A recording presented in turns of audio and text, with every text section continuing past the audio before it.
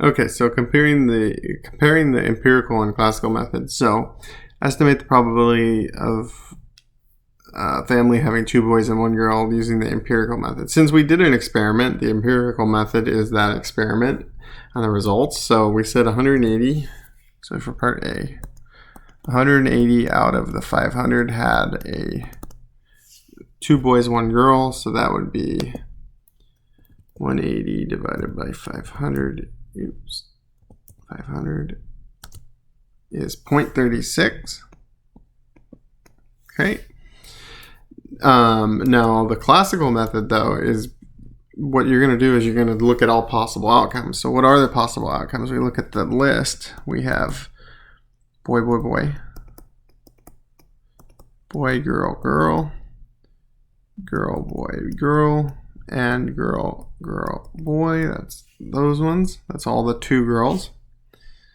Then we have 2 boys. So that's going to be boy, boy, girl. That's one of them. Boy, girl, boy, and girl, boy, boy. And finally, we're going to have girl, girl, girl. So there are 1, 2, 3, 4, 5, 6, 7, 8 ways. So 8 total outcomes possible if you're going to have 3 boys or 3 kids.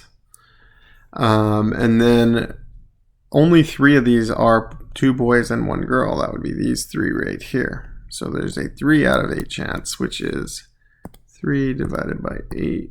Oops. 8 is 0.375. And so therefore from that, you can see that they are very close to what we expect to happen. There is no trickery going on here. There's no unlikelihood that's going on or taking place. And so that is taken care of. And you can see that here on this slide. Okay.